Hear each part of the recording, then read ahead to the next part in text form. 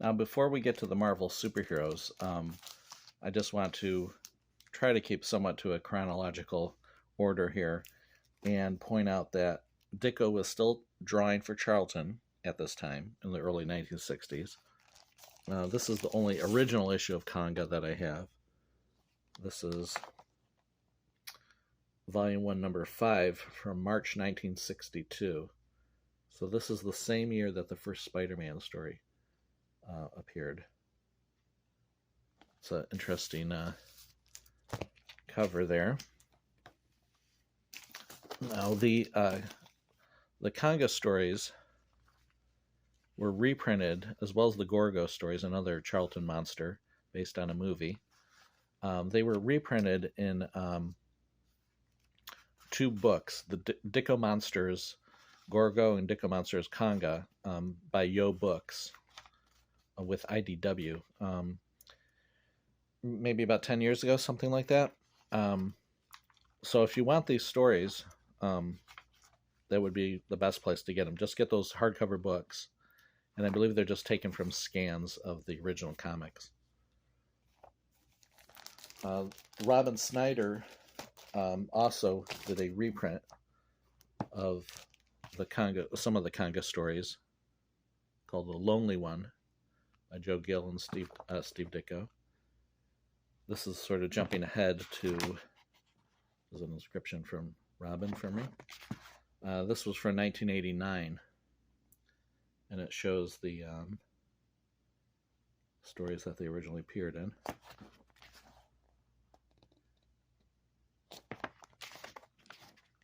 And these are all, excuse me, these are all in black and white, apparently from original art or stats of the original art.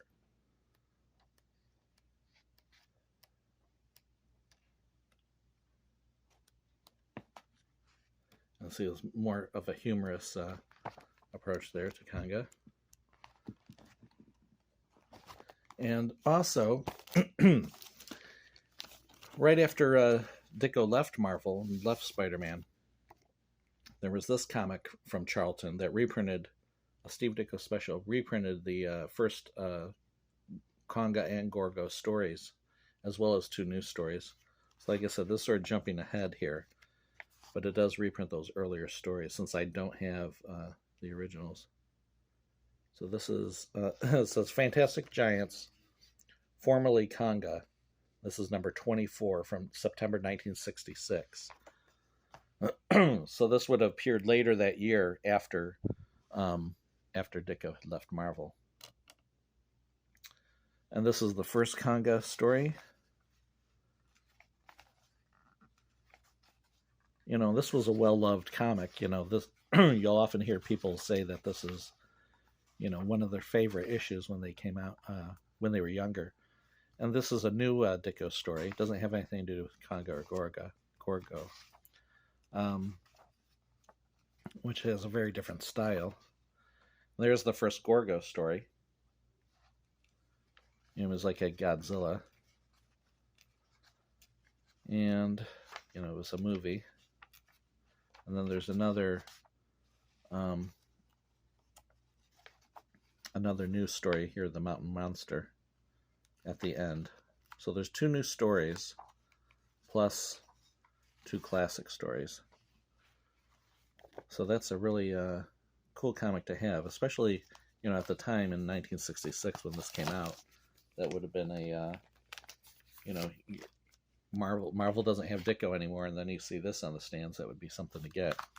Now, in the early 90s, Roger Broughton had bought the catalog of both ACG and Charlton, or he bought all the stats, the original stats of the original artwork, and so he endlessly reprints. I don't think he still does, but this is from, let's see, 1991. But as you can see, he had the artwork for Gorgo #1, but he renamed the character Kigor, probably for copyright reasons. But anyways, it's nice to see, you know, the story from original black and white artwork. Which reminds me, I do have volumes of Greg Theakston's. Greg Theakston would take printed comics and then drain all the color out of them, so he could make black and white, artwork out of them for black and white reproduction. And he had a series of books called the Steve Ditko Reader, which reprinted a lot of the public domain Charlton stuff from the 1950s. I have those books. I'm not going to show them in this video because they're buried away in a stack. And plus, you don't really need them now because of those Blake Bell books that I had showed earlier. Those hardcover volumes, the 6 volumes. They're printed from scans of the original comics. They're in color. So you don't need Greg Theakston's attempts at making black and white stats anymore. So I'm not even sure why I still have this, but I guess maybe just because it's nice to see it in black and white, even if it has been edited. And also, at that time, in 1960, Steve Ditko did his first foray into superheroes. Now, he had worked on Captain 3D back in like 1953 at the Simon & Kirby studio. But this was, other than that, which was a very minimal involvement, I think, this was his first superhero. Now, this is a reprint from 1978 of the first Captain Atom story.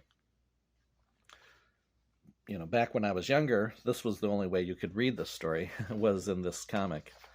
They did reprint them again, like I think around 1964, Space Adventures had reprinted some of the stories, and they even changed the president. Like the president of the United States appears. This is clearly Dwight Eisenhower at this time, but they had changed the hairdo to make it look like someone else. But anyways, these were the early Captain Atom stories reprinted in Space Adventures. So this is from 1978. This is the next issue, number 10. The next issue, number 11. Next issue, number 12. So I was reprinting all those early Captain Atom stories. He sort of is like, he later became an inspiration for the Watchmen character, Dr. Manhattan. I have the Watchmen trade paperback here. And there's sort of the origin story somewhere in here of Dr. Manhattan. There it is here.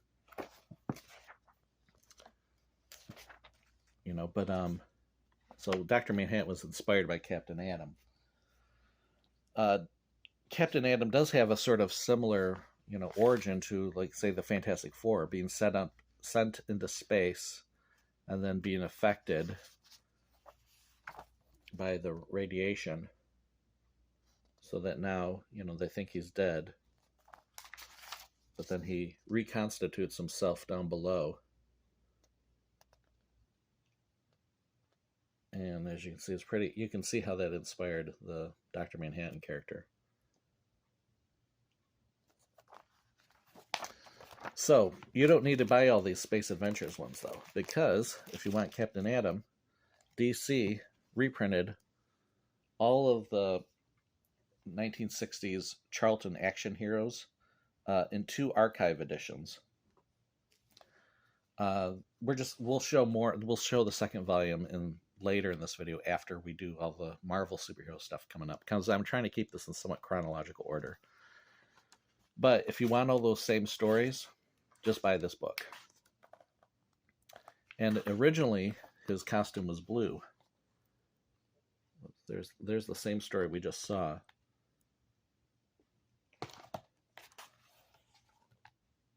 There's the same panels we just saw.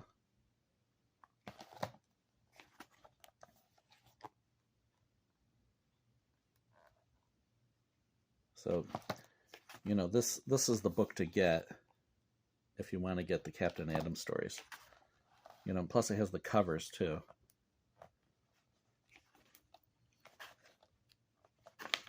So there's all the Captain Atom stories in chronological order. Now the thing is, Captain Atom got canceled after a while. So, but ironically, it was right as Ditko and Marvel was having success with superheroes, with Spider-Man, Doctor Strange, and so on.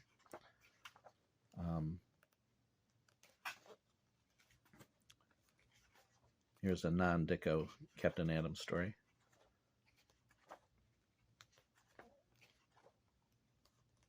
So you can see that, you know, Marvel was sort of late to the game when it came to superheroes. You know, DC had done them. Charlton had done them. Archie Comics had done them, as we'll see in a moment here. And Marvel was still doing monster comics at this point. They weren't doing superheroes until 1961. If you count the Fantastic Four as superheroes, you know, before they had gotten their costumes, they didn't get their costumes until the third issue. And that was in 1961. And Captain Atom started in 1960. Here's that story we just saw a little bit ago. So we're jumping ahead here because Captain Atom, Ditko stops drawing Captain Atom at this point. Charlton stops the character. Apparently it's just not successful. So he'll return to it later, which is where the rest of this book finishes. He'll return to Captain Atom shortly before he leaves Spider-Man. But we haven't gotten that far yet, so we had jumped ahead. So let me show another thing here. I had mentioned Archie Comics. Before we get to Spider-Man, I'll show you The Fly.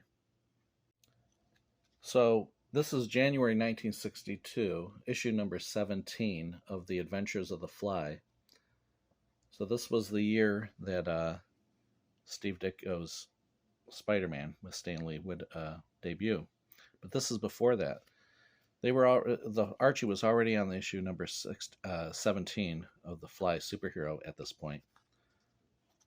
So that's what I meant when I was saying that Marvel was sort of late in the game. Now, if you want the early Fly stories, which were done by Simon and Kirby, these were reprinted in a book, a trade paperback, The Adventures of the Fly. These early stories. This was reprinted in 2004, and it has an introduction by Joe Simon in it, where he talks about, basically the whole thing is him talking about the influence of the Fly character on Spider-Man, or the eventual creation of Spider-Man. Stan said Spider-Man would be a teenager with a magic ring, which would transform him into an adult superhero, Spider-Man. I said it sounded like The Fly, which Joe Simon had done for Archie Publications. You know, when Stan Lee would tell the story of the creation of Spider-Man, he would often say, well, you know, I'd want to do like The Fly, a character called Flyman. Well, that's no good. Well, obviously he wouldn't do Flyman if his competitor at this point, you know, is already publishing a superhero character called The Fly. The general story is that Spider-Man developed because Jack Kirby had worked on this character, The Fly. This is from 1959, issue number 1. Kirby had worked with Simon on this character, The Fly, which at the time was he was a teenager named Thomas Troy, who is transformed with a magic ring into the character, The Fly.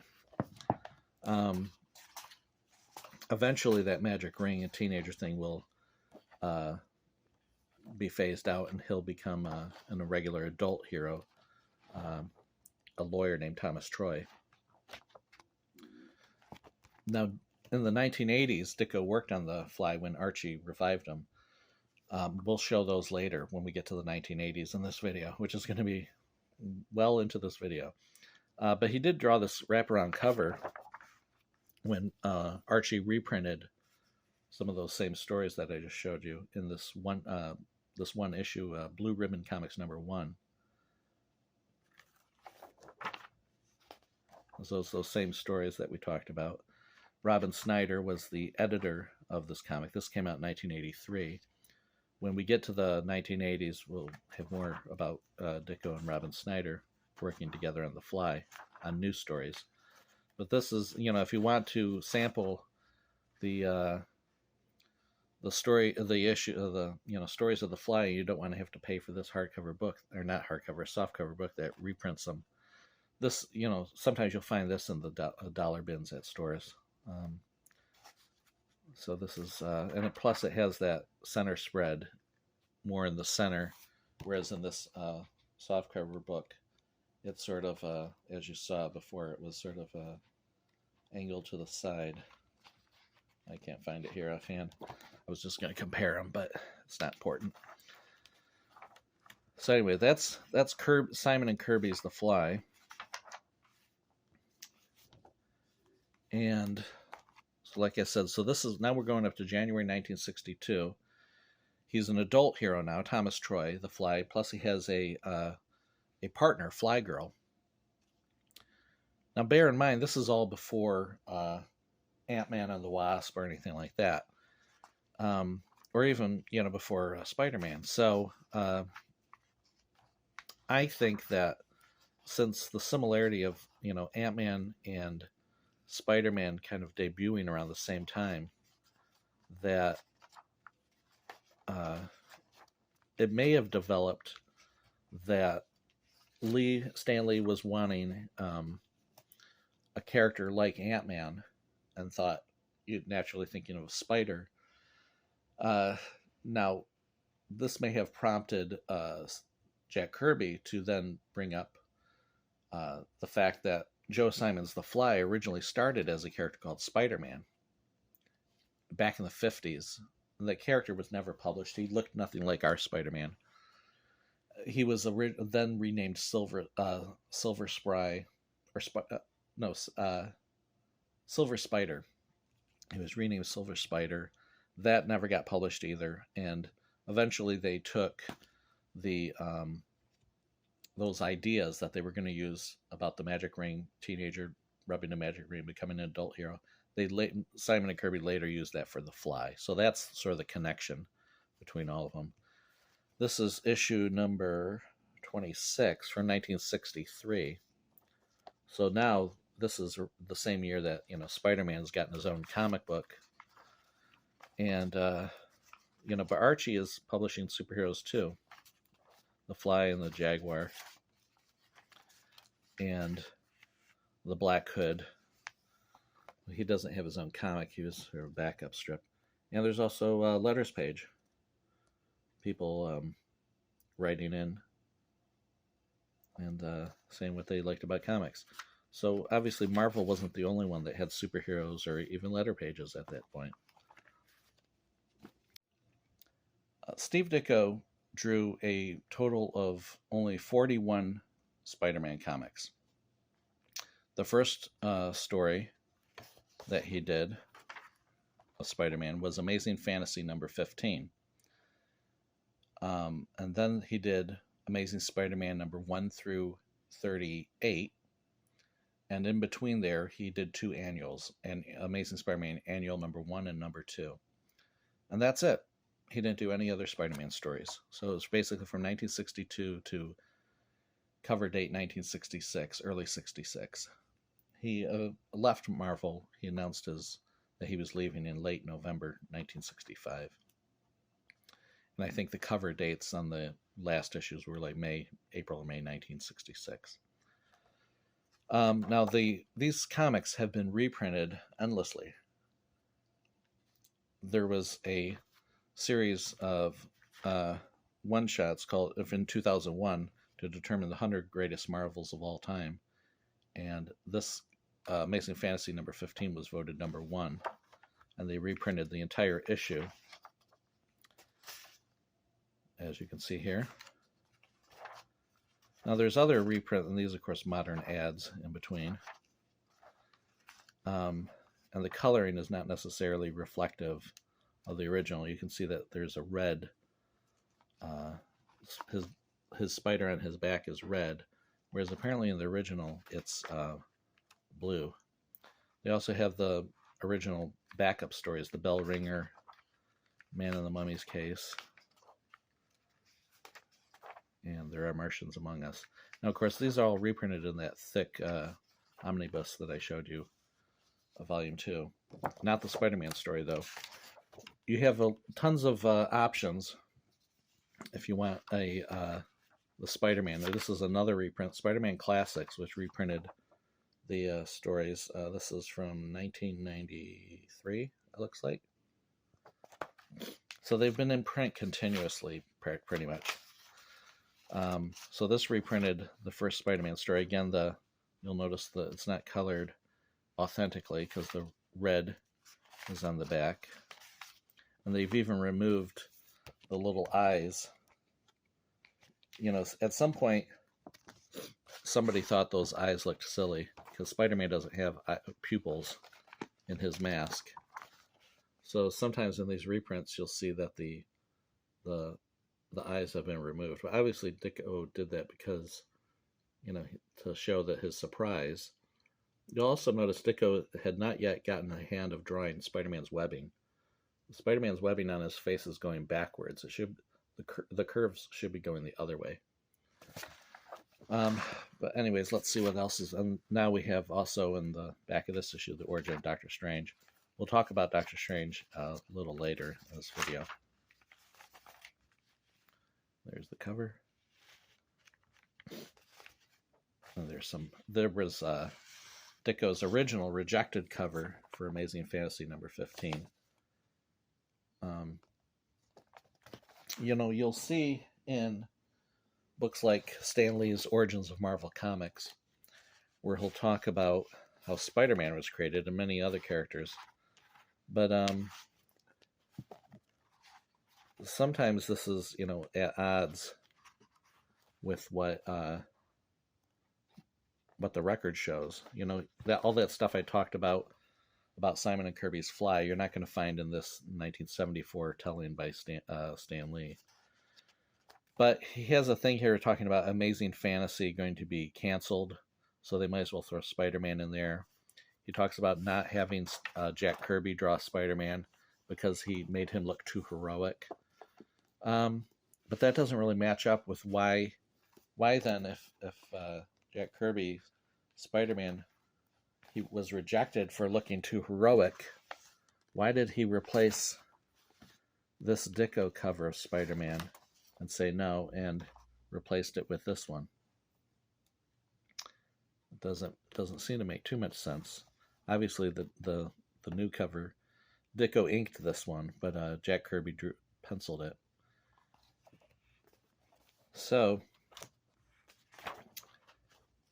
this is the reprint of this story, and again the coloring is apparently not authentic either because of the red thing on there, although they do have his eyes show up. And we'll show this book again when we get to Doctor Strange. But so how, with all these reprints, how should you get the Spider-Man stories unless you want the originals? In fact, truth to tell, I don't even have an original Spider-Man drawn by Ditko. They're just too expensive, and I'm a cheapskate. So this is actually the oldest issue of Spider-Man that I have, issue number 40. This is where the Green Goblin was resolved. At the end of 39, it was revealed that Norman Osborn was the Green Goblin. This issue came out, let's see, the cover date, September 1966. So Ditko was long gone by this point.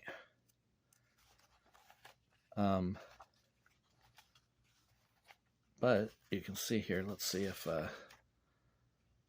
you can see that his stories are still being reprinted.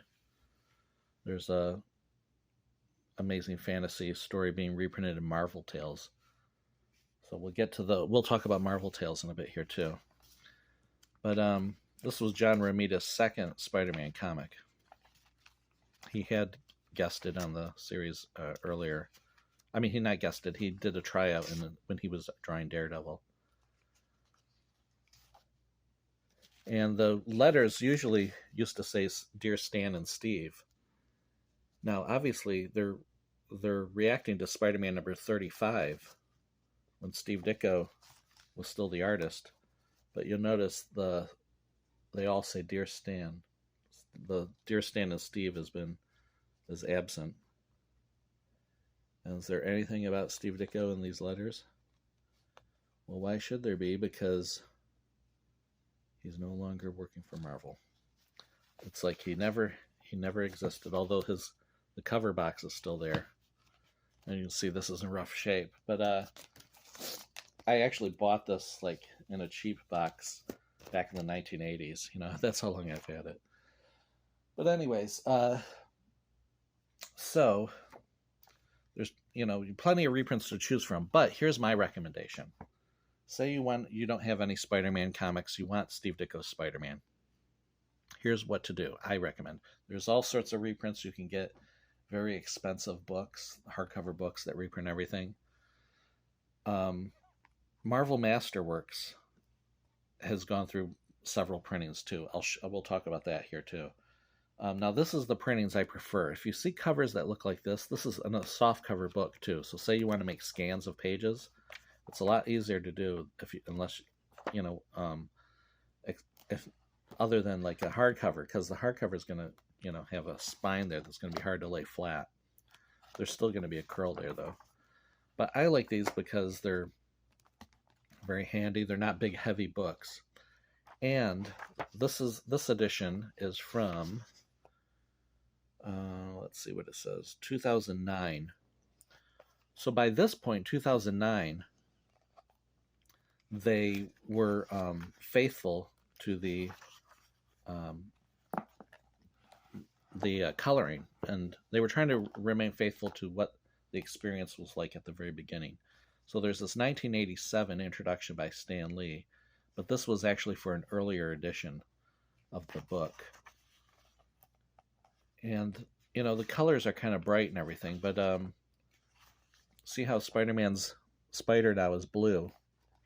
That to me is an indication of that in this early story, they're trying to maintain the original coloring. And here on the bottom, you can see where it says, "Be sure to see the next issue of Amazing Fantasy for the further amazing exploits of America's most different new teenage idol, Spider-Man." And there's the thing talking about the future of the comic. So it's Spider-Man will appear every month in Amazing. Perhaps if your letters request it, we will make his stories even longer, or have 2 Spider-Man stories per issue.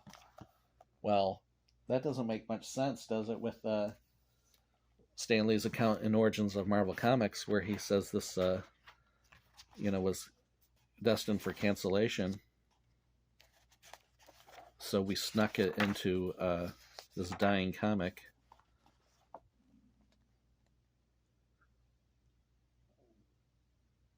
So it doesn't make much sense. Incidentally, that on the cover of Amazing Fantasy, where it talks about an important message to you from the editor about the new Amazing, that's what the cover is talking about. Is this editorial right here? So obviously, it was not destined for cancellation, or it wasn't a case where, we're just going to do this for kicks and just throw this in here and it's going to be canceled anyway. They probably wouldn't have just published it. They would have just not done it at all. Now, some people get the Omnibus editions of these books, which come with the letter pages and stuff like that. So, it's up to you how much you want to spend. I bought this when it came out, and the cover price was $24.99. But you can spend hundreds of dollars, on omnibus books, as we saw. That one retail price on that one Ditko pre-Marvel book, Volume 2, was $100. But I recommend these editions. Now, there are other earlier editions, which we'll take a look at here. And as it turns out, as I discovered, these are also Marvel Masterworks, but they have a different cover format. I prefer the cover format like this. So if you see the cover format where it looks like this, you would think this wouldn't be as good, but the insides are what counts, not the cover. So these earlier editions, these are from, this is, let's see here, 2003. This reprints Amazing Spider-Man 11 to 19 plus annual number 1. And this one is from 2004 and reprints issue number 20 to 30 plus annual number 2. These ones are actually using, apparently, I'll show you in a second here, they're usually using not the original comics as their source, but later reprintings. And we'll talk about that in a moment. So as I showed here, there's been many reprints of Spider-Man to choose from. These Marvel Milestone editions were interesting because the they occasionally show up in the cheap bins. This came out in 1993, and this reprints the first Spider-Man story, and it has the ads with it as well. So that's an interesting feature. If you wanted to get the original ads, I wonder if this one's adjusted. See, the bad thing though is that they fixed the mistake in this first story. Peter Parker, not the first story, the second story of this issue, Peter Parker was actually accidentally called Peter Palmer. But as you can see, they corrected it to Peter Parker in this Marvel Milestone edition that reprints the ads and everything. Let me show you here how it looks in the my preferred form. This 2009 edition. You can see here that they've retained, we know him as Peter Palmer, but the world knows him only as Spider-Man. This is sort of a notorious typo. There's another one here where in issue number 3, where Dr. Octopus calls Spider-Man Superman. See if I can find that one. I think it's a little earlier here.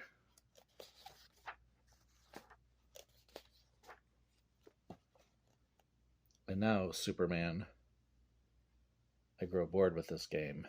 So Spider-Man is mistakenly referred to as Superman in that one. I have another Marvel Milestone edition of that. We can see if they corrected that or not. So, but this is a cheap alternative to, getting a Marvel Masterworks edition. This is Spider-Man Classics number 3. I wonder if they reprint the cover in this one. Doesn't look like they do. They added new covers. Here's a Marvel Milestone edition of that one we just looked at, that Dr. Octopus one, issue number 3. Again, with the original ads in it. And let's see if he's called Superman or Spider-Man. See, they corrected it. And now Spider-Man, I grow bored with this game. My time is too valuable. So it depends. If you want a corrected version, but it also comes with a letters page too. So people responding to Amazing Spider-Man number 1. So there's the original. And there's a letter from Buddy Saunders, a famous comics fan and dealer. And Spider-Man Classics number 5. This is one of my favorite issues. You can see where it says coloring by Andy Yankas. We'll talk about that in a bit, because he colored the Marvel Tales reprints in the 1980s of these stories. Let's see if the cover is on the back here.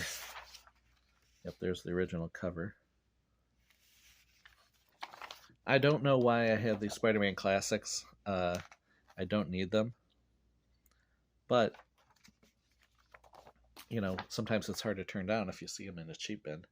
They are actually, after all, classic Lee Ditko Spider-Mans.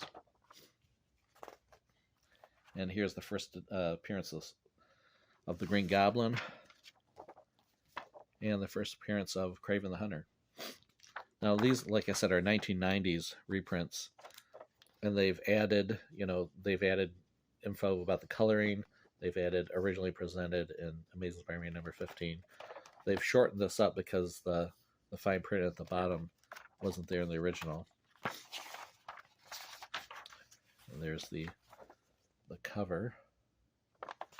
So these type of reprints are not ideal, but what are you going to do? So now Marvel Tales in the 1960s, right? This is Marvel Tales number 3. Right after Ditko left, they just went back and started reprinting his stuff. So this was July 1966. So this came out, a couple months after his final Spider-Man story. And it's reprinting Amazing Spider-Man number, well, I don't remember which number that was. That's an early number. Oh, number 6 it says, right at the bottom.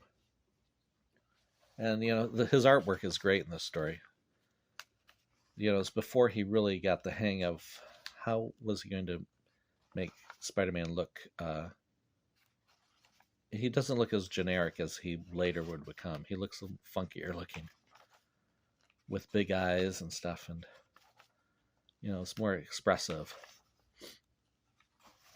And then there's other reprints of other comics in there. So Marvel Tales, for a whole generation of readers, is synonymous with reprints of classic Spider-Man comics.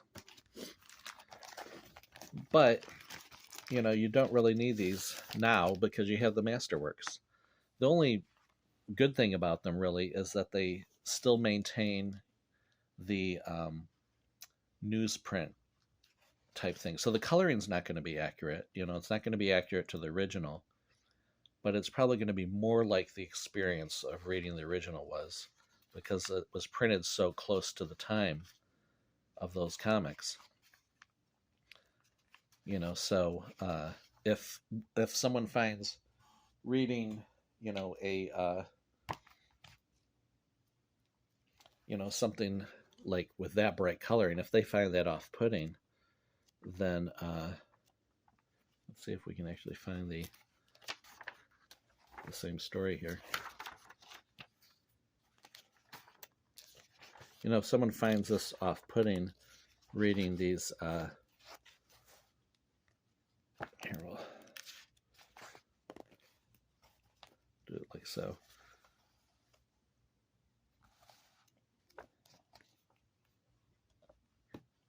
This is a lot brighter, a lot clearer of what's going on. But let's do that one there. There's the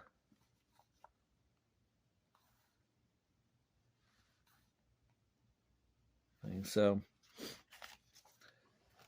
why do I keep them? Why do I keep the Marvel Tales? Well, they're interesting for that reason, because of being closer in time to the experience.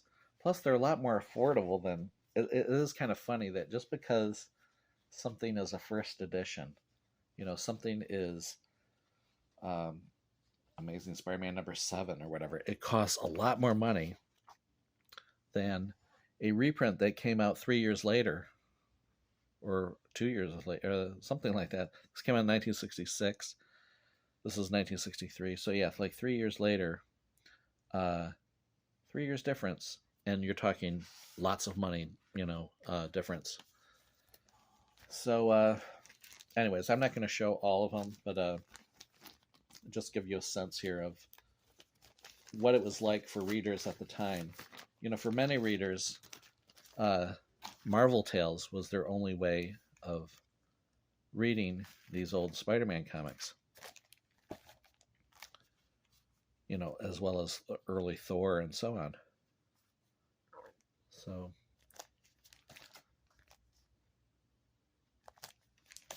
this is issue number 8, issue number 9, first appearance of the Green Goblin. Of course, they also reprinted these early stories in some of the annuals as well. So sometimes they skipped an issue. This is issue number 10. Issue number 11 with Daredevil. Issue number 12. It's like a composite type cover. There's the inside, number 17. Now they ended up having to skip number 29, Amazing Spider-Man number 29, because they no longer had access, apparently, to the original artwork or photostats of the original artwork, so they didn't have a black and white copy to print from for number 29, so they skipped it during Marvel Tales, and they skipped it until the 1980s, and we'll talk about that in a bit here. Number 16.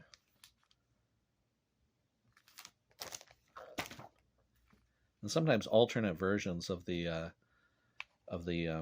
covers would be used on the reprints, ones that were uncorrected, stats that had been made before corrections had been made to the issues. The Goblin and the Gangsters.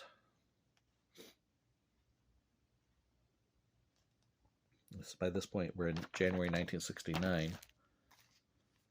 So, even though Ditko was working for other companies at this point, probably just as much of his work was being appearing in Marvel Comics still. Without any payment, it must be said. At this point, it was common practice for, once publishers bought it once, they would consider it theirs, and that was that. And here's a new cover. Amazing Spider-Man number 33 is considered the one of the great, probably the peak of Steve Ditko's Amazing Spider-Man run. I try to caution against just accepting the critical consensus, because we're talking about comic books that the quote-unquote critical consensus isn't all that critical. It's very much a fan mentality that has arrived at these conclusions about what is great and what isn't. And usually these conclusions were drawn by kids at the time. They read them as kids, as children, and they feel the same way about them. Sometimes they haven't gone back and looked at them in a while either. But this is that famous lifting sequence. And again, it is a great moment, but I would caution anyone from just simply parroting what they hear other quote-unquote experts talk about, because like I said, they're simply other fans. And like I said, these are comic books. They don't have a body of critical criticism, literary criticism to buttress any sort of opinion about what is a masterpiece and what isn't. And a lot of times these, opinions of what is a masterpiece were formed by children back in 1966, and have not been really revised much since. So that's all I would say about that. Is I would caution. I would recommend making up your own mind about what you think is great and what you think isn't. What you think is a masterpiece, and what isn't. What is the best Steve Ditko comic? Well, the one we just looked at, many people would say is. Other people might say, well, I like the earlier ones better. I should mention, of course, that by this time, Ditko was plotting, or he was getting credit for the plots. He actually started plotting them before issue like number 25 which is Amazing Spider-Man number 25. Let's see, it's scripted and edited by Stan Lee, plotted and illustrated by Steve Ditko. So Ditko's name was always number 2. Even though one might say that he was carrying the bulk of the workload here. And of course, these are new covers that were being done for Marvel Tales. And we just got a few more here. And then they start getting into the John Romita stuff. There is one more Ditko story there. But then Marvel Tales starts getting into the John Romita era, after Ditko has left. So for the longest time, in the 1970s, Marvel Tales wasn't reprinting Ditko stories. They were reprinting John Romita era Spider-Man stories.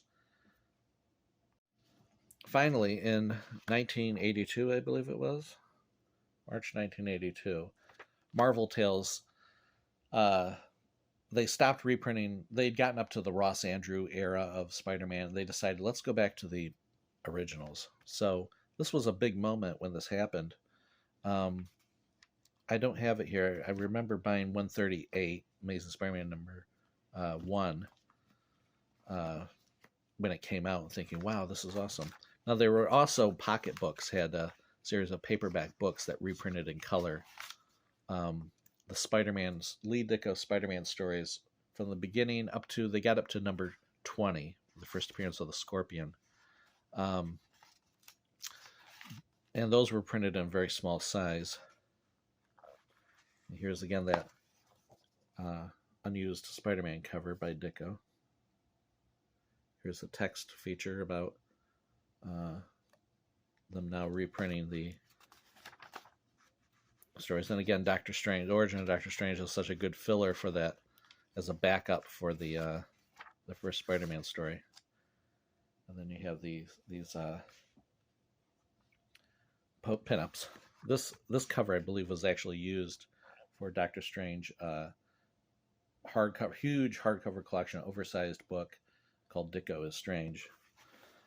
But anyway, so Marvel Tales in the 1980s was reprinting these stories. This is where you start seeing those coloring by Andy Yankees things added to the credit boxes because they weren't there originally, and so on. And issue number 150 was reprinted the first annual, Spider-Man Annual #1, without all the pinups and stuff. It was just the main story.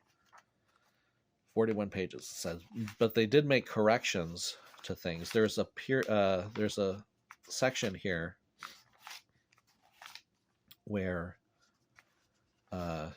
Spider-Man's fighting Electro. And he says, I think I've got the perfect plan. He in the original here, in fact, let me see if I'll get the Marvel Masterworks reprint of it. In the original, he grounds himself. I don't know why they thought that was what to do, but if he had grounded himself, he would have gotten himself electrocuted. By the way, this image was used on a Spider-Man t-shirt at the time. But we'll see here in the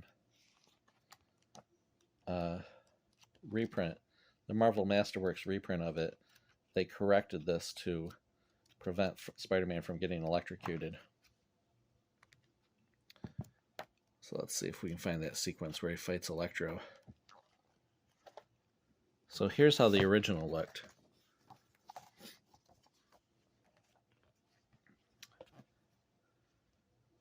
So here he says, I think I've got the perfect plan.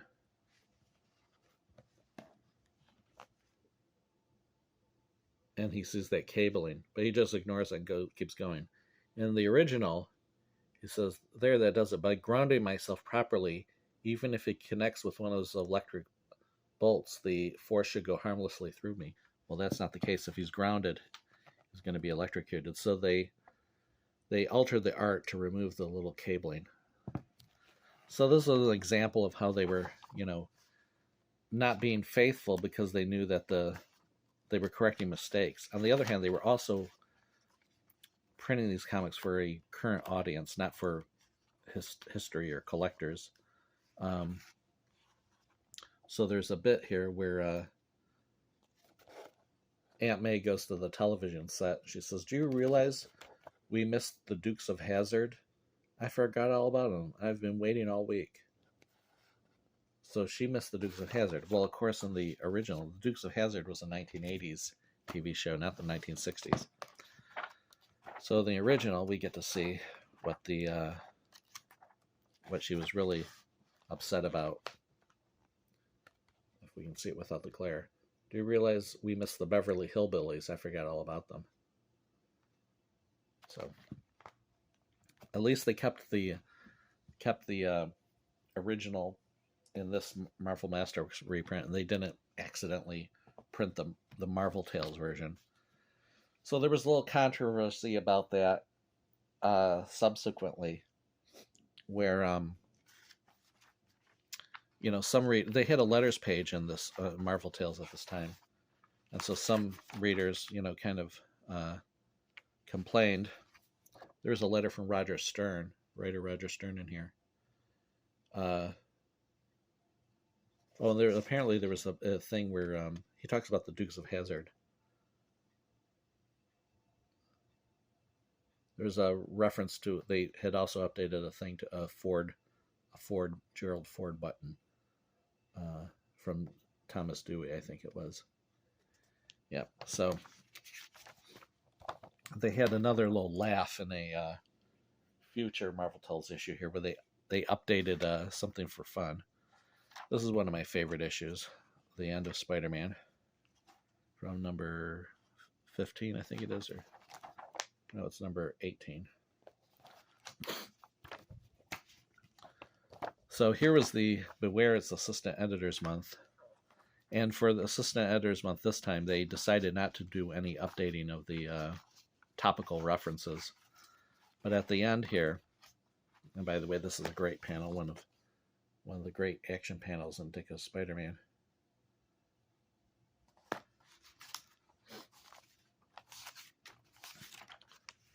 They did a little thing here showing an updating of, Aunt May is wearing jogging pants. Of course, nowadays that, Aunt May keeps getting younger in depictions of Spider-Man, and now his classmates all look like punk rockers.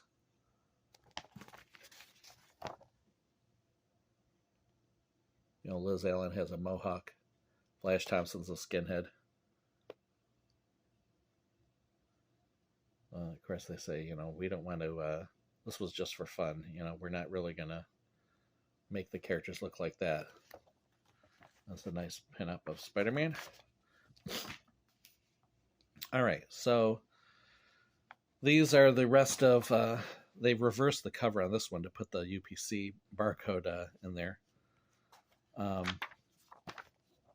This one reprints the story in annual number 2, the Doctor Strange crossover, or Doctor Strange guest star. And now this one is the one I want to talk about. Reprinting for the first time ever, Amazing Spider-Man number 29. Well, it wasn't actually the first time ever, because in the late 60s, it had been reprinted in black and white overseas. I can't remember exactly which country it was, maybe the UK or Australia, but it was it had been reprinted in black and white. But the problem is that Marvel had somehow lost the photo stats of the black and white artwork, the original art. So they weren't able to reprint it ever until 1984, when this issue of Marvel Tales came out, which I think I bought at the time. And so they reprinted it. They had restored it. What they have a thing at the back here where they talk about what they had to do. And it's Danny Fingeroth that was the editor. And they had to take a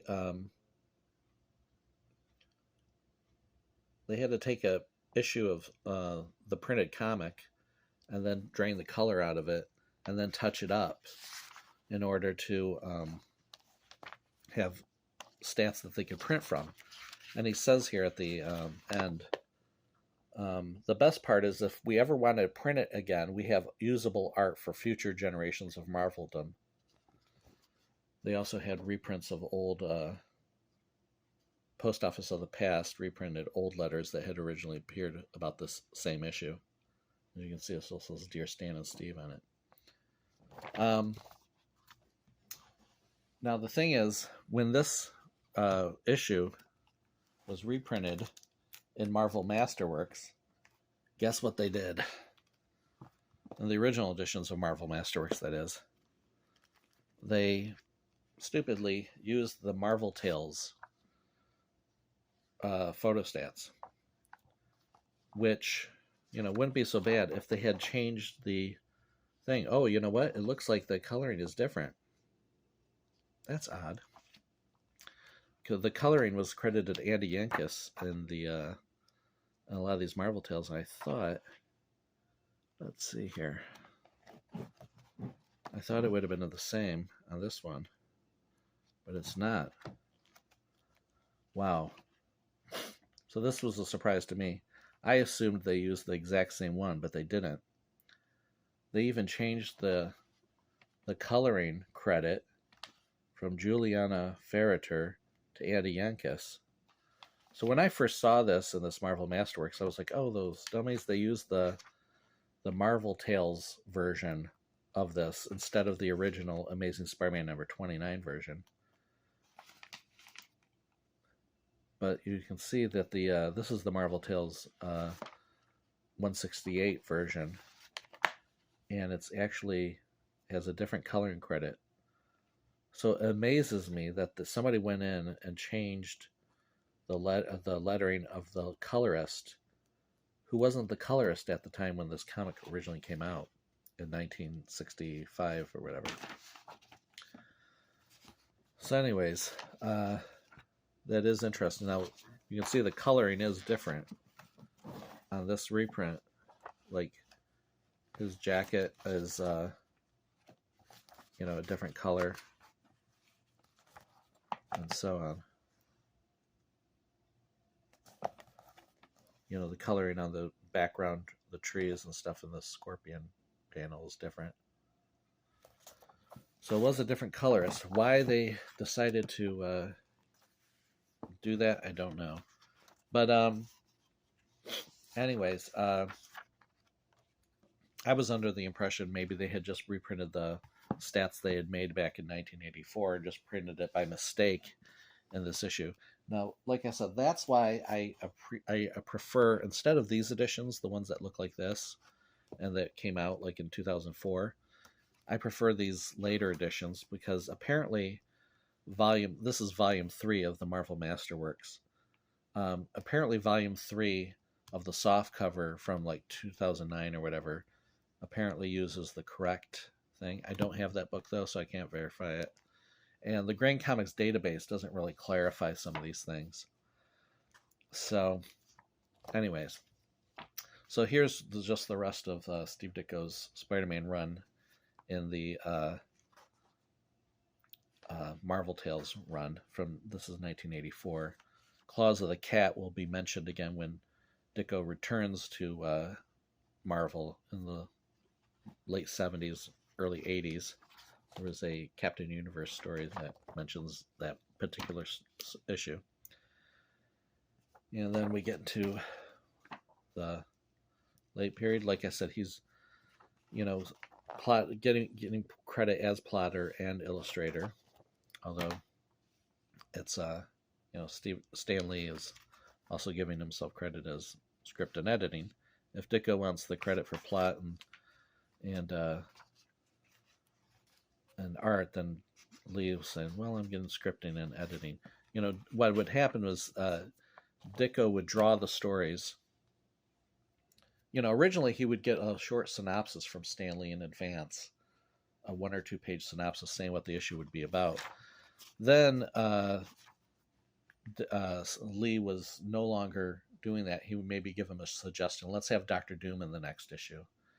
But I don't have time to give you a synopsis. Just draw it, and then I'll write in the words. So Ditko's having to basically, do all this continuity of, what's going to happen all on his own, and then bring in the stories with, some description to Lee saying this is what's going on. This is what these people are saying.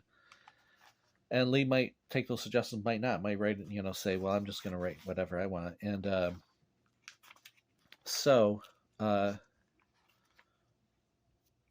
then the collaboration became where Ditko started writing them on his own. I mean, he plot the issues himself. So here we have the Looter, which you can see in the issue before was referred to as someone who, next issue, we don't even know what his name is. We find out that his name will be Looter. By the way, here's a ad for ROM number 65 in the same reprint issue. With penciling by Steve Ditko. I actually no longer have any of Ditko's ROM issues. Those are from the 1980s. We'll get to that point in a bit, but much further into this video.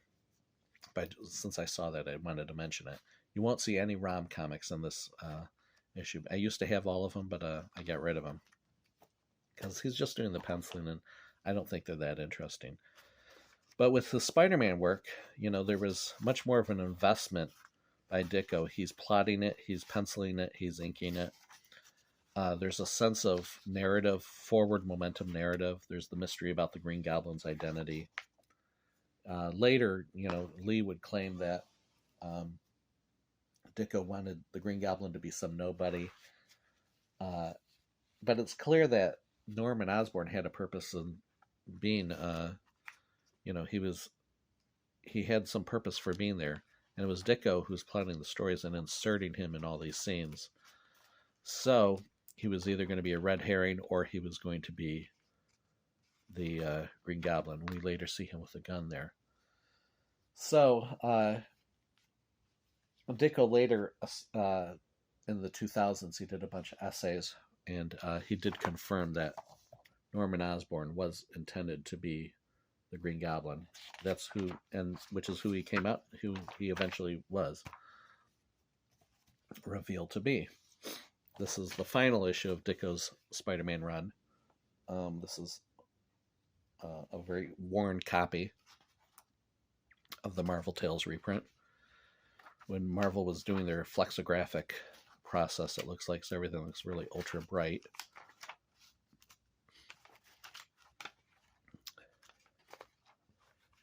There's the sound effects. As you can see, Ditko started dominating the narrative in this page. You have Ditko doing all this work and not too much writing on the part of Stan Lee there. We have a cameo of Mary Jane Watson, who had been introduced a couple issues earlier. So we don't get to see Ditko's Mary Jane Watson, but no doubt she would be revealed. Even if he had stayed on the book. But then in the end, we see Peter Parker walking away, which is sometimes, I think, how people are seeing a autobiographical element in Ditko's Spider-Man, but I don't think that's necessarily the case. Well, I'll talk about that at the end of this video. And just to be complete here, the very next issue has sort of a Ditko-esque look. As you saw, that we had that Marvel Tales issue that sort of combined a Spider-Man where it's swinging towards the Green Goblin with this image. So it was a cross between Romita and Ditko. But this is John Romita's first Spider-Man. Chester Brown, the well-regarded indie cartoonist, had said in an interview once that when he didn't really get Spider-Man at first because this was like his first issue, and he was wondering why this Peter Parker kid was pretending to be Spider-Man, because surely he's not Spider-Man. Like, this kid is really Spider-Man. Didn't get it. Anyways, this is a pretty exciting sequence, but like I said, this is all after Ditko left. And we get the reveal.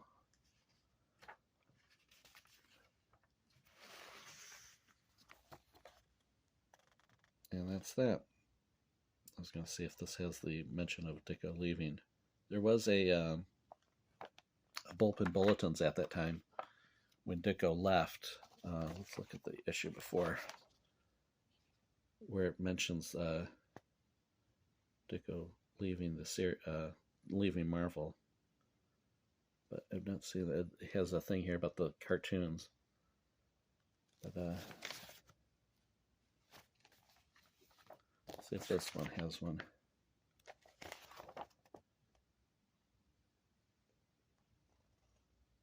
Yeah, I'm not seeing it. Somewhere around the time, though, there was a brief mention, I believe, that Steve Ditko was leaving Marvel, and it was mentioned in the Bullpen Bulletins.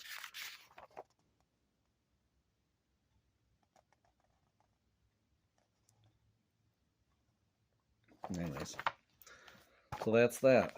Now, of course, I think that's all we're going to show the Spider-Man run.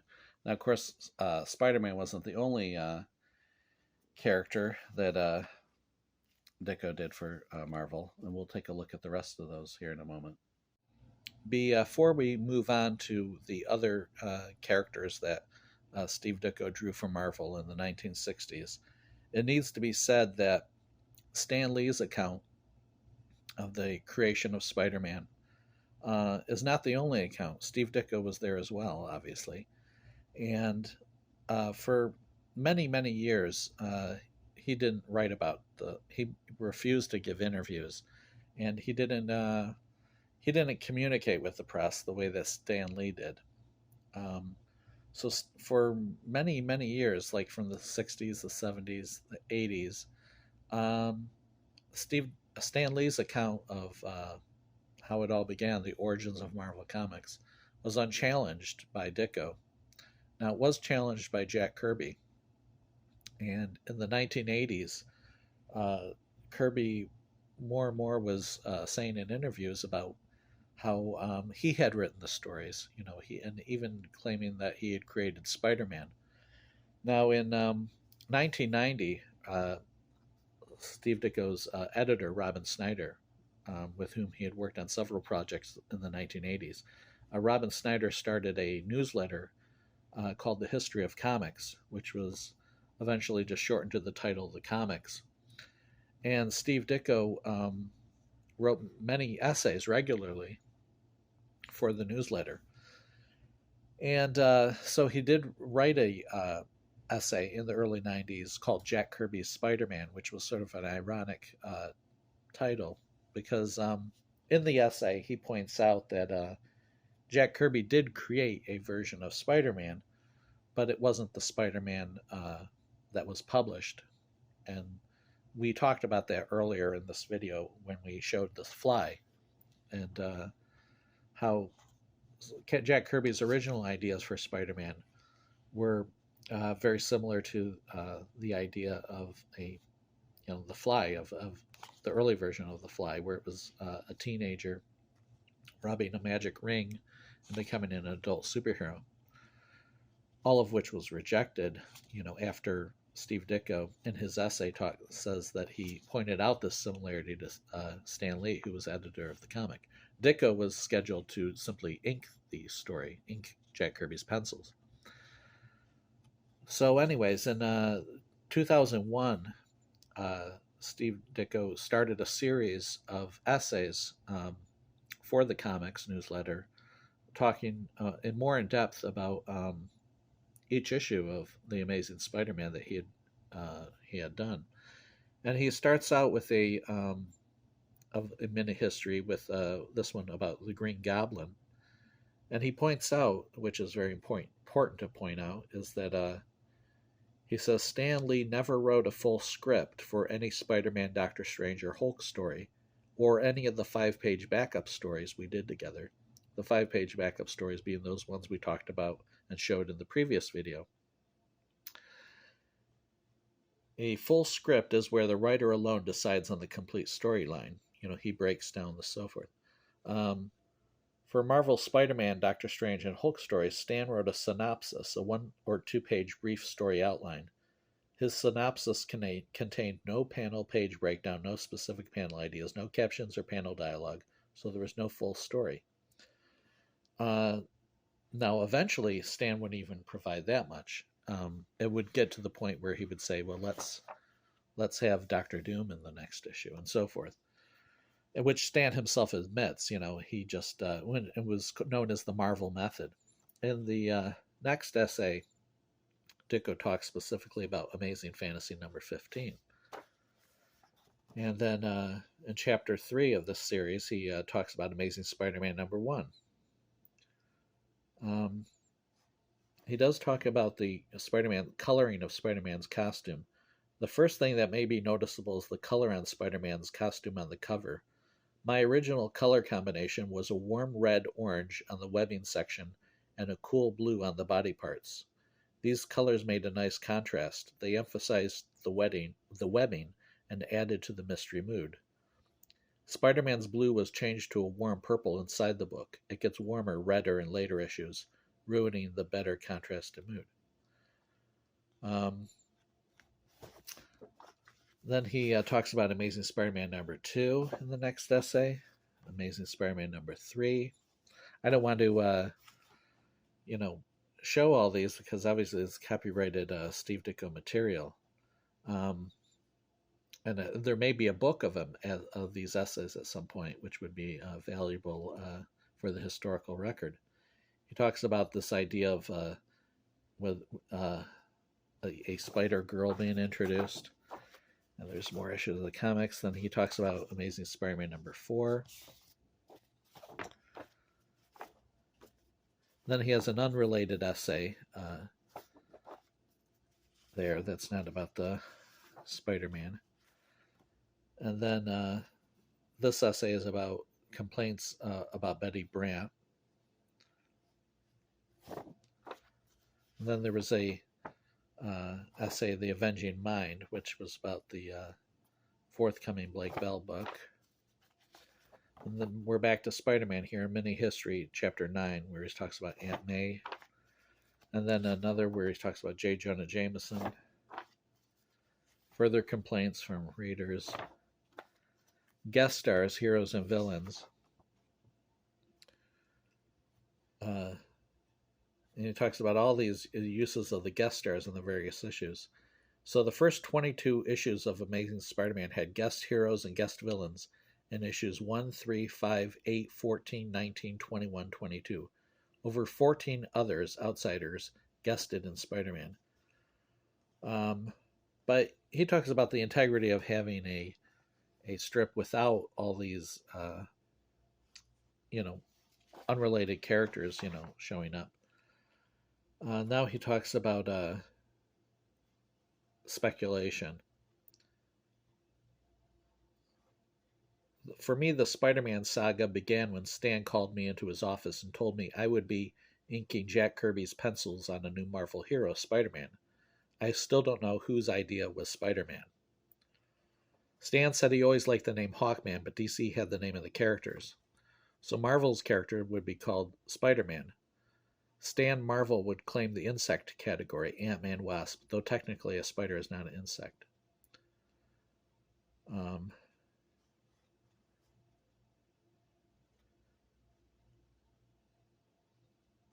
But anyway, so he talks more about that. Then there was more essays. Oh, there was the mistrial.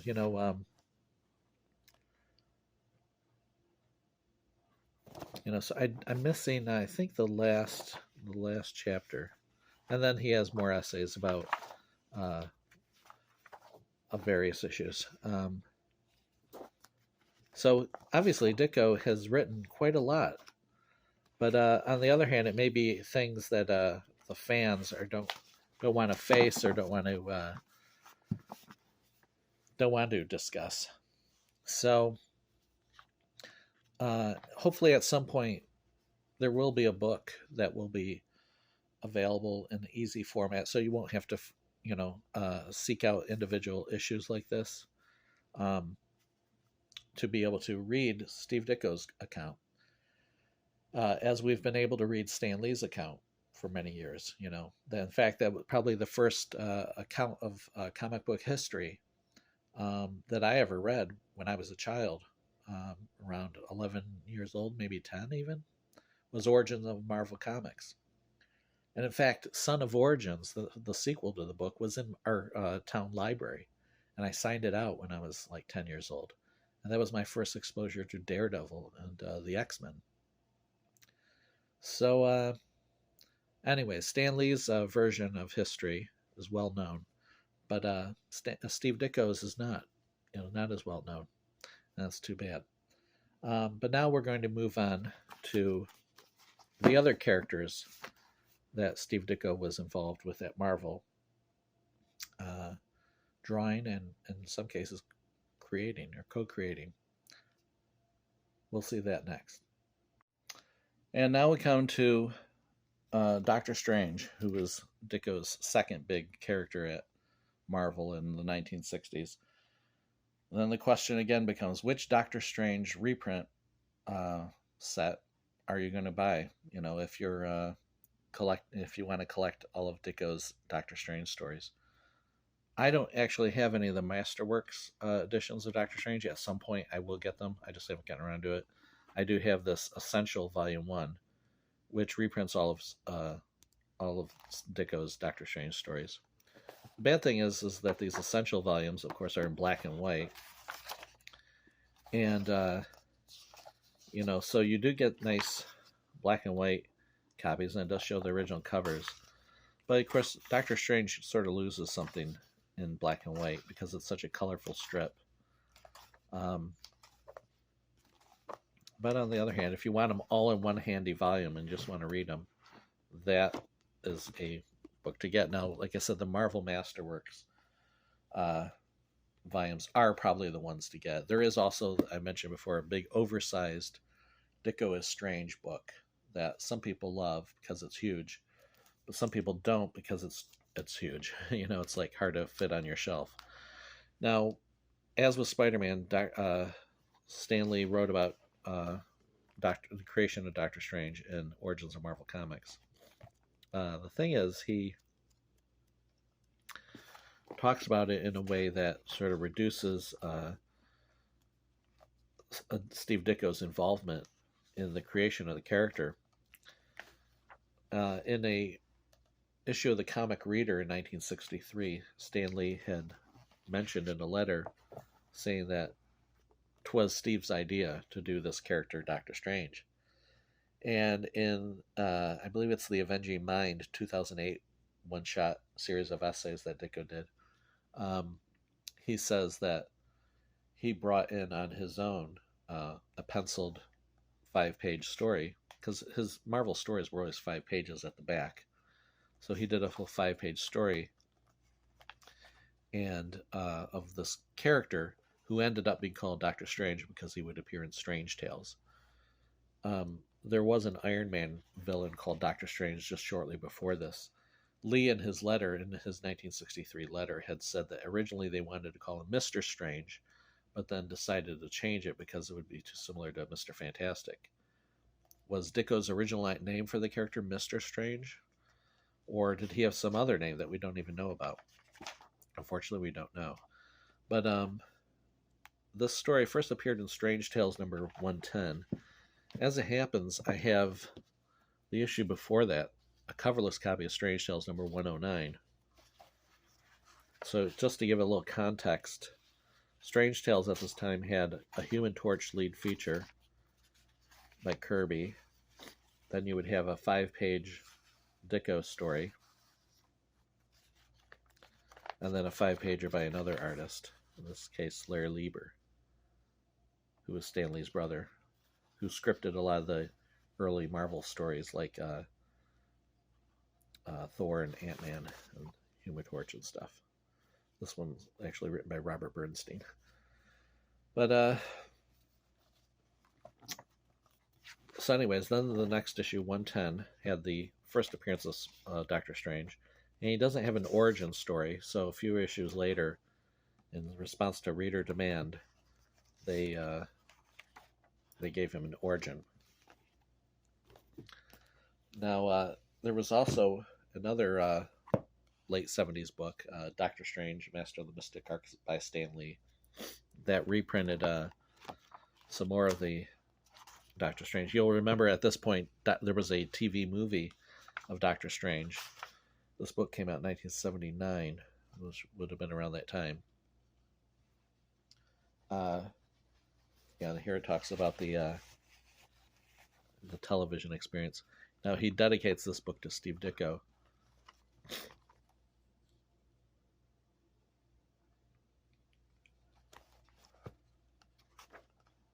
But anyways, there's an introduction there. And then it reprints some of the early Lee Ditko Doctor Strange stories.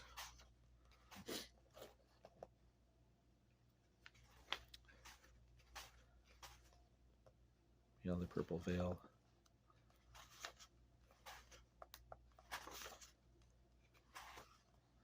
You'll notice at this point his cape is colored a little differently.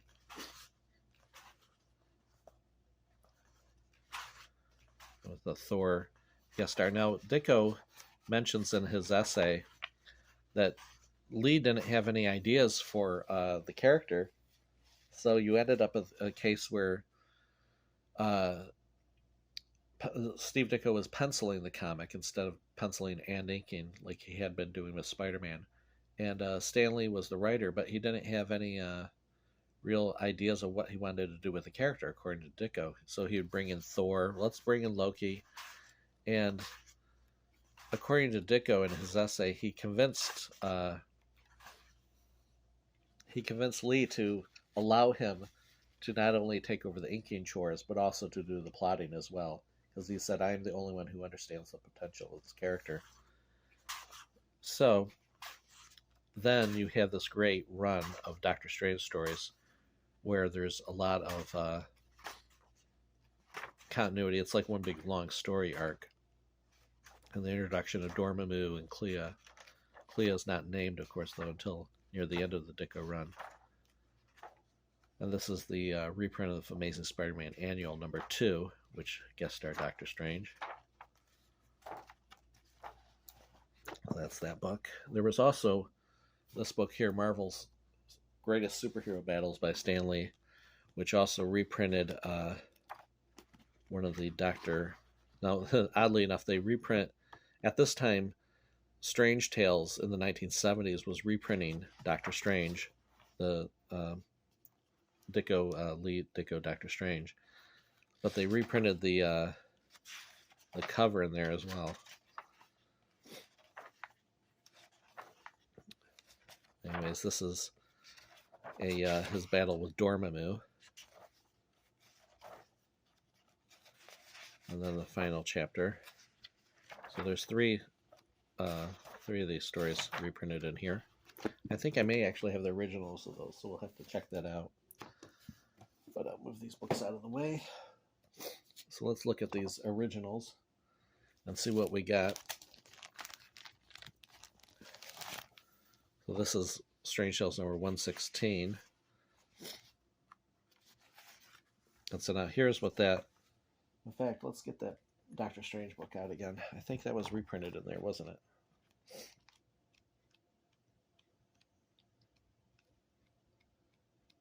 Yes. So you can see the colors aren't very faithful to the original. This is an original of this Strange Tales number 116. And you see the colors, like each letter of the word nightmare is colored differently. Whereas here it's all the same. There was no attempt to maintain consistency with the original coloring. It's all done in its own way,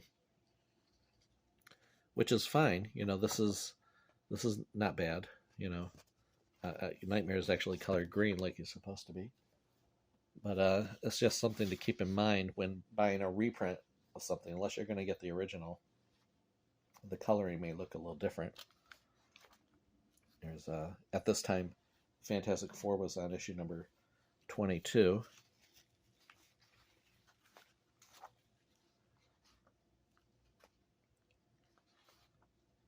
And Tales of Suspense. Well, Ditko drew this issue as well with the redesign of Iron Man's armor. And this is Strange Tales number 118. Take a look at that one.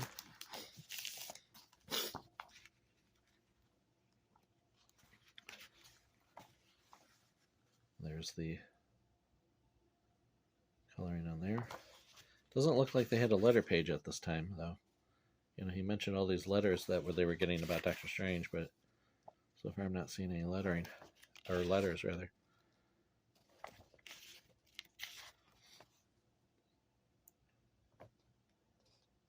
A nice work of shadow shading there. Yeah, no letter page. Now here's the original of that Strange Tales with Thor in it.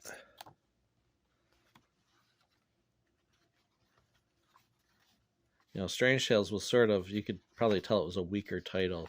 You know, the Hulk of the Torch wasn't really taking off too well, so they brought in the Thing to try to make sales a little better, apparently. And then They had Doctor Strange, but they needed a good, strong companion to Doctor Strange. This was a good period for Marvel. First appearance of Kraven the Hunter.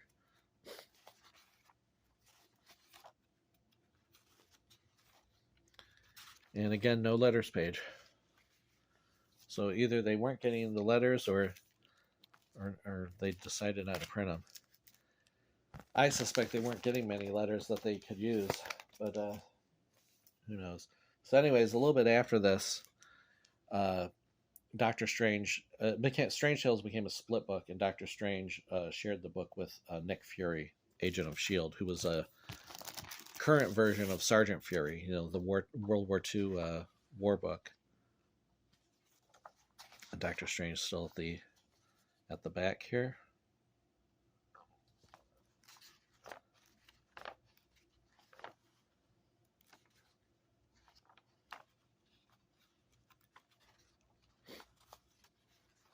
Now you have a letters page.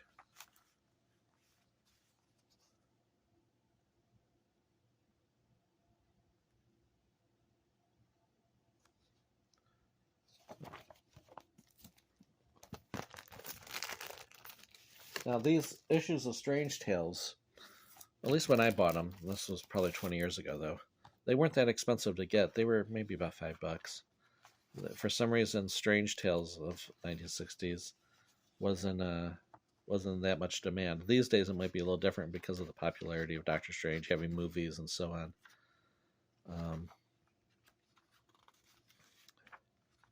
So it was a little easier to get the originals of back then. At least of these later issues of the series. As Doctor Strange is sort of put at the very bottom of the cover here. He didn't get his own cover till I think around the time Ditko left. He was just sort of either got half a cover or just part of a cover. So obviously there wasn't much confidence in the character. There's the ad. They would always put whoever the star of the magazine was on the "If Eternity Should Fail." There's that famous panel showing the different eternities dimension.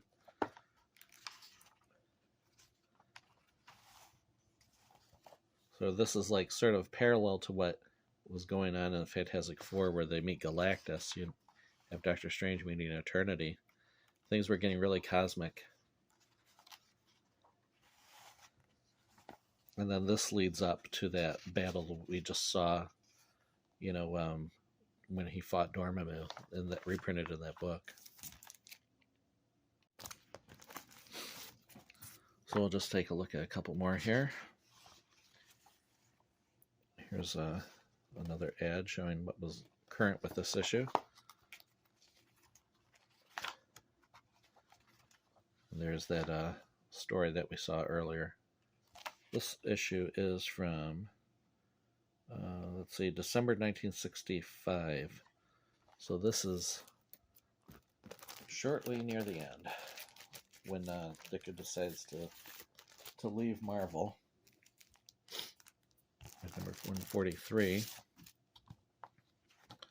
This is issue April 66, so I think this is the last Doctor Strange. Let us see. Oh no, because I think the last one's called The End at Last. Now, see, this is a classic example of what I was talking about. Well, I think I mentioned it later in this video, where you have Stan Lee edited and rehashed. And in fact, later when I talk about the Creeper in this video, you'll want to refer back to this, because it's edited and rehashed by Stan Lee, written and rewritten by Roy Thomas, plotted and drawn by Steve Ditko. So he actually plotted it, penciled it, and inked it, and then lettered and blotted by Artie Simic. So really, Stan Lee was editor. He didn't do this rehashing thing. Written and rewritten, well, why not just say written by Roy Thomas? But you have plotted and drawn by Steve Ditko. So obviously Ditko is doing the biggest amount of workload here. But he's third build on a character he at least co-created, some would say created. Regarding that, I usually just consider him Doctor Strange's co-creator, because Stan Lee did contribute to the name, you know, the backstory, the origin of the character, when they, a few issues later, when they did do the origin story. But you notice by this point, the letter pages, again, are just saying Dear Stan. They're not saying Dear Stan and Steve. This is the statement of ownership thing. Paid circulation. Total number of copies printed, almost 500,000. But, anyways, we'll look at the last one here.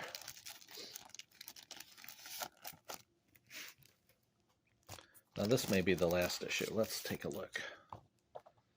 That Ditko does.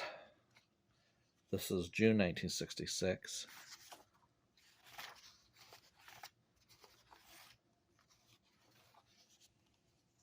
Nope, still not the last one.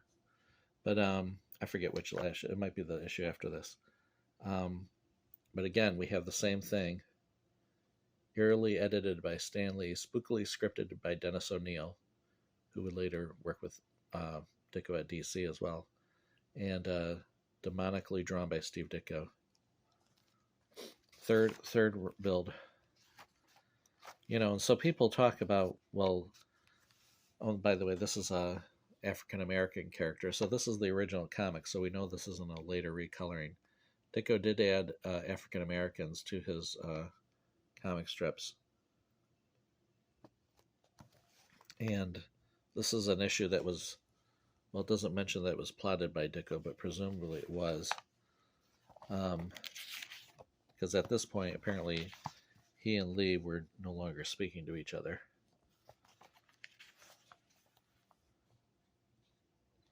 Next month, Dormammu versus Eternity.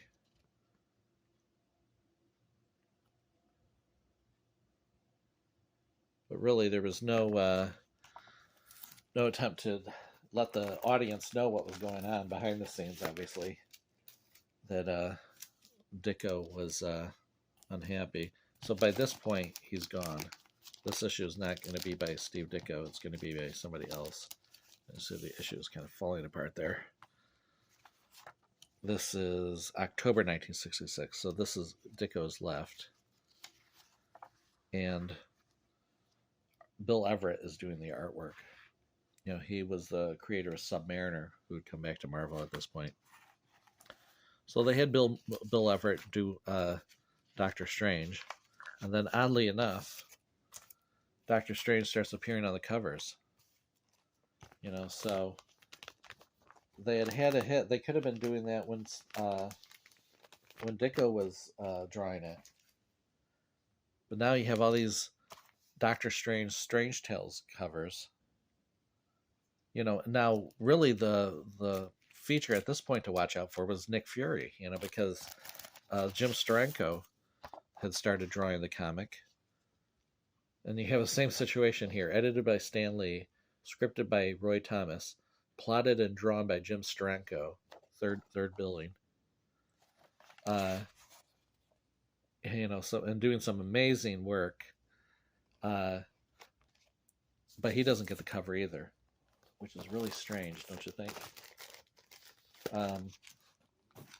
You know, so now they have the non-Ditko Doctor Strange getting all the covers, and the Steranko Nick Fury not. Of course, later he does get the one. Here's the cover here, 163.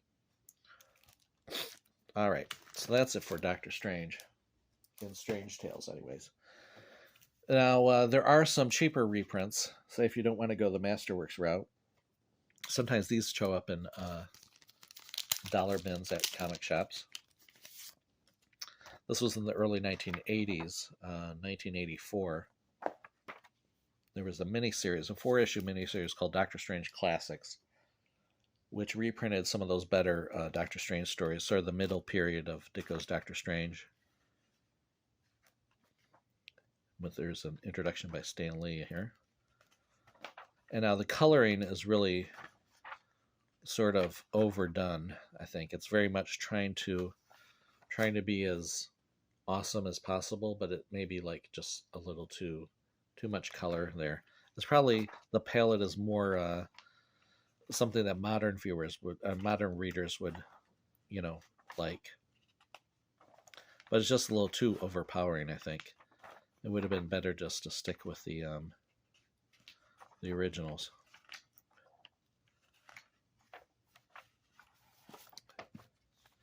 And this is a cover by L. Milgram and John Byrne, drawn in the Ditko style.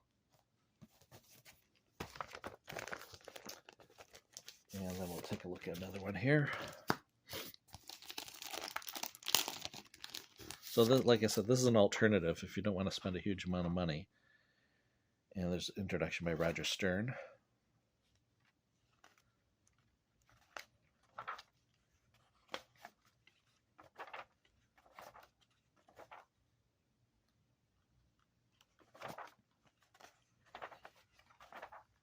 Some great splash pages there.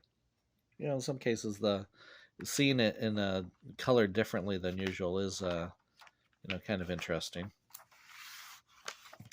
You know, it's not, there's, these things have been reprinted so often that you sort of can give your choice of how you want to see it. Do you want to see it as close to the original coloring as possible, or would you like to see a more modern interpretation of it? You know, some people have preferences, but the back cover.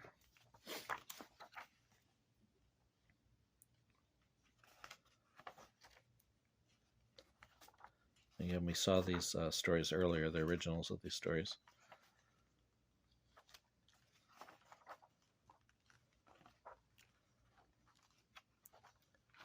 There's that panel again, colored a little differently this time.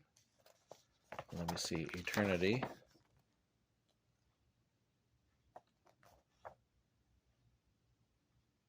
This might make a good thumbnail if I get it just right for my video. And then there's just one more issue here. We'll take a look at it. So you may ask, well, why do I keep these? Well, you know, why not just get the Marvel Masterworks instead, or some other reprint that's, you know, for your bookshelf? Because everybody likes to have books, you know, on their bookshelf, apparently. You know, they're always asking, when is the trade paperback coming out? When's the book edition coming out of certain comics? Because people don't like floppies, you know, apparently. On the other hand, they're paying huge sums for originals of floppies, you know, for the original issues. This is that same storyline that we saw that Marvel's Greatest Comics, Marvel's Greatest Superhero Battles book that I showed earlier. Anyways, so that's that. That's that 4-issue miniseries for 1984. And now we'll take a look at some earlier reprints. Now, I showed Marvel Tales before, which started in around 1965, reprinting Marvel Comics. Well, another similar series that they had was called Marvel Collector's Item Classics. And this is issue number 2 from 1966, which reprints Amazing Spider-Man number 4 there. Now, this eventually became Marvel's Greatest Comics, and reprinted the Fantastic Four.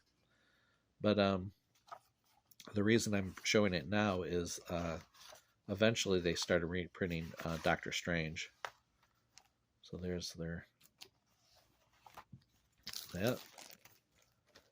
And this is the sort of series that I'm thinking that eventually I may just sell these off. I really don't need these ones. It's the same situation I talked about with Marvel Tales, where you have the newsprint, coloring or whatever. You have the newsprint look to the paper, so it's not overpowering. So it gives you a little more faithful to the experience to the what the original comic would have looked like. The original, issue of Strange Tales. So there's that's appealing. But on the other hand, the coloring is not going to be faithful to the original necessarily. This is the reprint of the first Doctor Strange story from number of Strange Shells, number 110.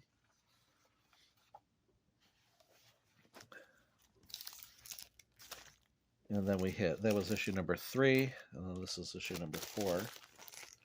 It's probably going to take a while to pull these out of the bags and everything. This one has number 11, 111. So this one has a reprint of the second Doctor Strange story, which is right here, which I think was in that one Doctor Strange softcover book that we looked at, the Fireside book from 1979. And so I'm not going to show all of these ones. You'll notice that since Doctor Strange was not cover featured on these issues of Strange Tales, they have to depict him like busting out of the cover. So it's like there, it's like you see the that was the strip that was inside there. This is issue number 6. Again, issue number 7. Issue number 8 of Marvel Collector's Item Classics. And they didn't necessarily stick to, going in order or whatever. They kind of skipped around, I think. This one doesn't show Doctor Strange. House of Shadows. So we've seen some of these stories already in previous things. So Doctor Strange, Witchcraft in the Wax Museum.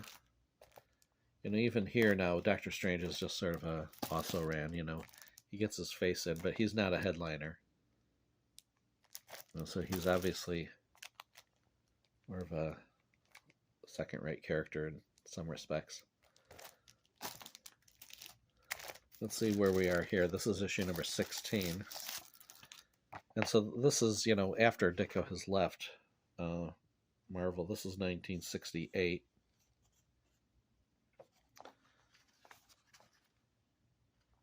And so they're still reprinting the period when George Bell was the inker. George Roussos, or Roussos, however his name is pronounced. Not exactly the best period of Doctor Strange, it should be said. That middle to late period is the best period. And also maybe the very earliest ones have their own interest. So sort of that period around the time where Thor shows up is not the best period for Doctor Strange. And let's see where we're at in this one. The Domain of the Dread Dormammu.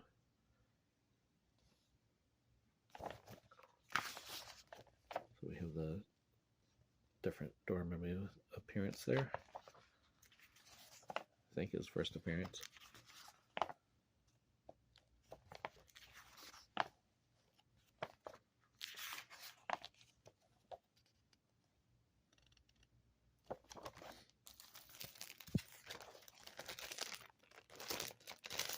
And we'll just wrap this up shortly here with, this is issue number 19. And issue number 20. Issue number 21. And at this point, I think it becomes Marvel's Greatest Comics with issue number 23 or 24, something like that.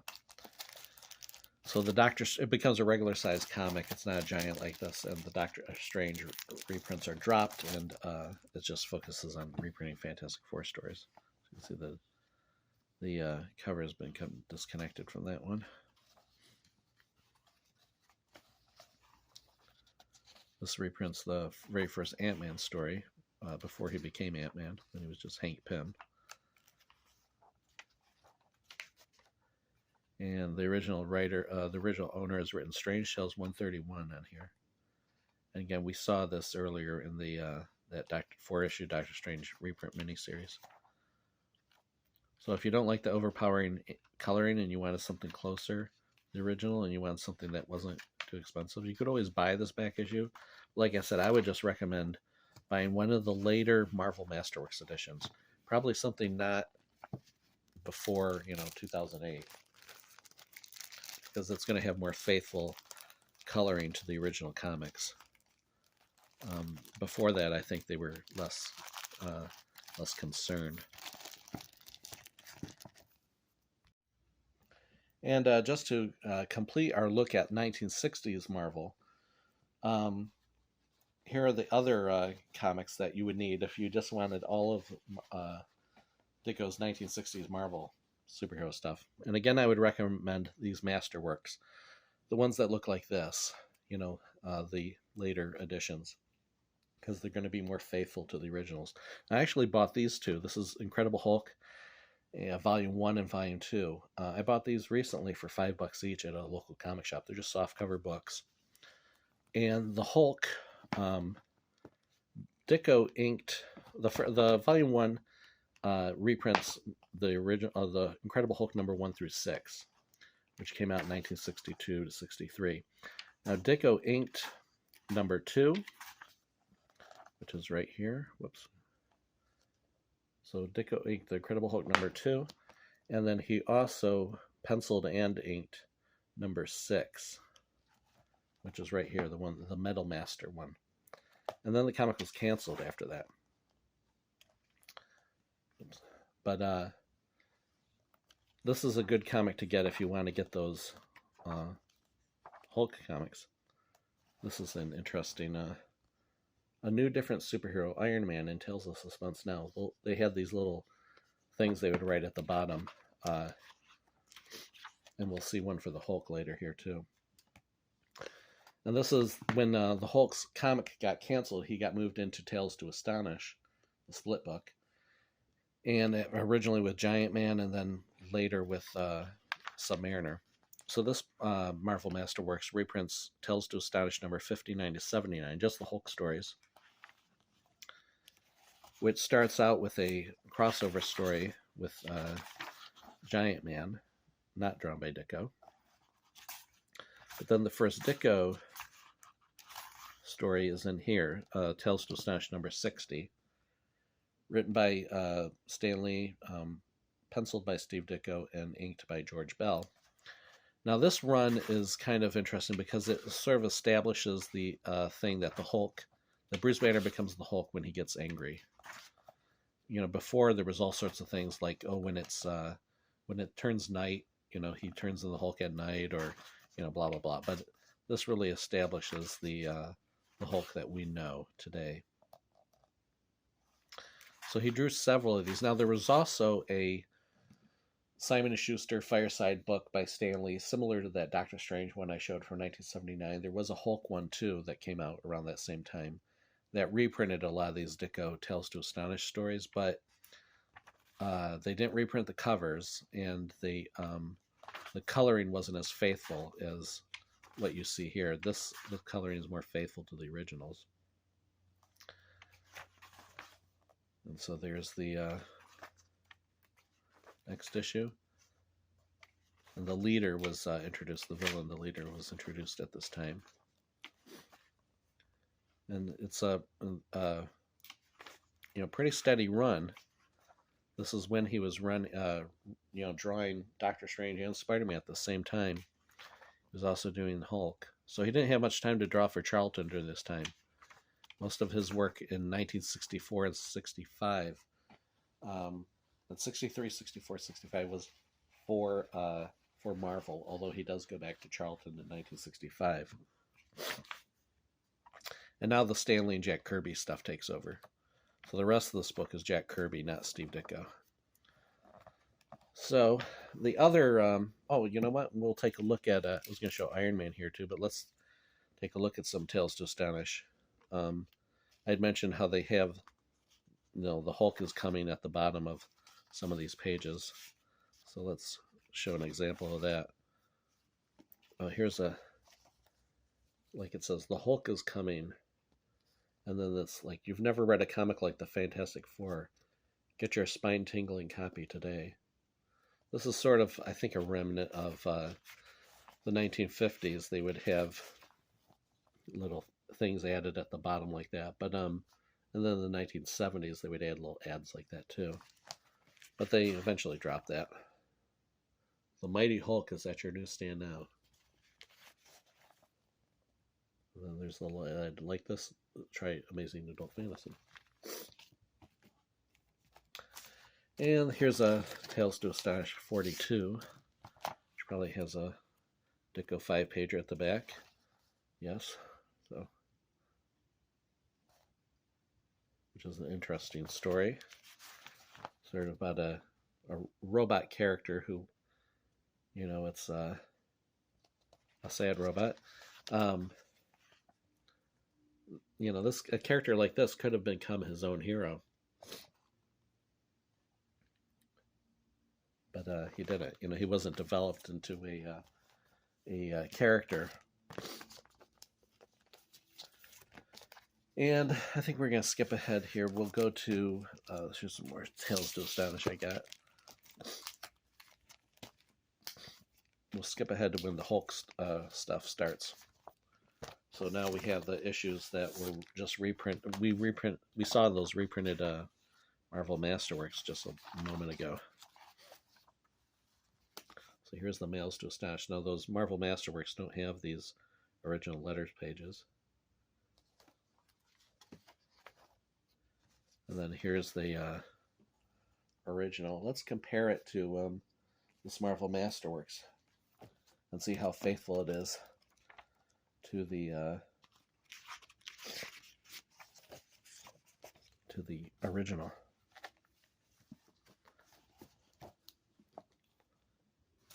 And there it is there. Whoops. So you can see that there is a attempt to replicate the look of the original, like the coloring.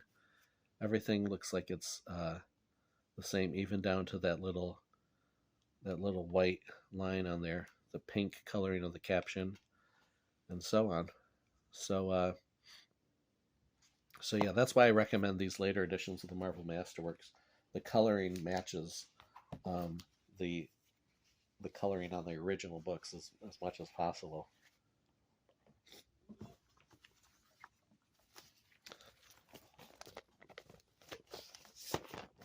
I think my Tales to Astonish run ends when Ditko's run ends, or thereabouts. Or no, I think it ends when Namor comes in. I'm not a Namor fan, so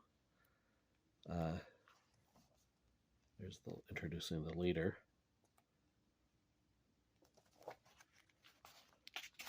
There's the letters page. This one where they confess that the Giant Man villain was a weak villain.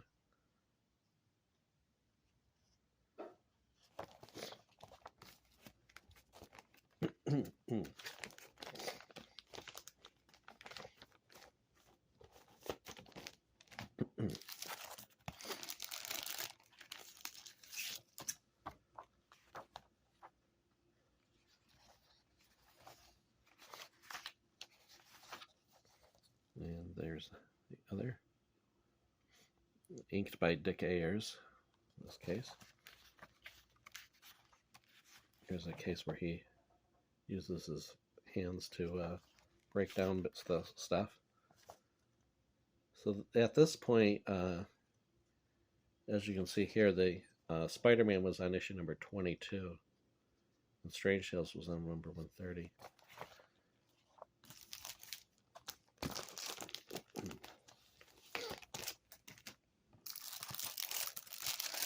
And let's see who's drawing this one. Yeah, see, now it's Kirby has taken over the Hulk strip. And there's the letters page.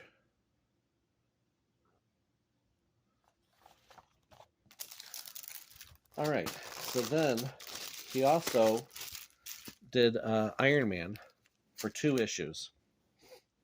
He was the one who, Steve Ditko, redesigned Iron Man's costume from this bulky gold costume to, Steve Ditko drew this issue, number 48, which introduces the new, see the new Iron Man, it says. So he's wearing his bulky gold costume, but he ends up getting a redesign. In typical Ditko fashion, I think Ditko probably looked at the character and thought, how can I improve this character? You know, maybe that Stanley suggested it as well, but I think Ditko probably had a strong hand in, like the flip mask. That's definitely like a Ditko touch of like, how can I do this? He would later do this with the Blue Beetle, having, a prong under his chin to open the mask and things like that. That sort of technical aspect I think was a Ditko touch, trying to logically, figure out how these characters could work. He also drew this issue. This is Tales of Suspense number 49. So he only drew these 2 issues of Iron Man, presumably because somebody else was too busy. Or maybe he had made the suggestion about the Iron Man costume, and Lee said, "Go ahead and draw it." And then they said, "Well, let's just have you go back to doing, something else." So anyways, I do recommend this edition too of Marvel Masterworks. This is Iron Man Volume 1. And this edition came out in probably like 2009 or so. Let's take a look. 2010. So again, this is one of those editions where they've corrected the coloring on it. And so you're going to get accurate colors to the original publication. So that's it for the 1960s Marvel stuff. We're going to look at the rest of Ditko's career here in this the rest of this video. We started this video covering Steve Ditko's career from 1960 to 1965. We started the video looking at Charlton comics, and then we moved to Marvel. But now at the end of 65, Ditko returns to Charlton in a much more prolific way than he had been for the past few years, since he had been busy at Marvel. And he returns to Captain Atom. Captain Atom is revived in 1965, and Steve Ditko is the artist, although at this time he's just penciling the character. And so we'll show more of Captain Atom and the Charlton action heroes in the next installment of this video series. It will be part 3 of Ditko's career, and it will cover the years 1966 to 1969. So you'll have the Charlton action heroes, his work for Warren, DC, the Creeper, and Hawk and Dove, and the beginnings of his creator-owned work, Mr. A, and also the Charlton ghost stories, the ghost comic, Ghostly Tales and Dr. Graves. Those start in the late 60s as well. So that's the end of this video. I hope you enjoyed it. This overview of the career of Steve Ditko from 1960 to 1965. Thanks for watching.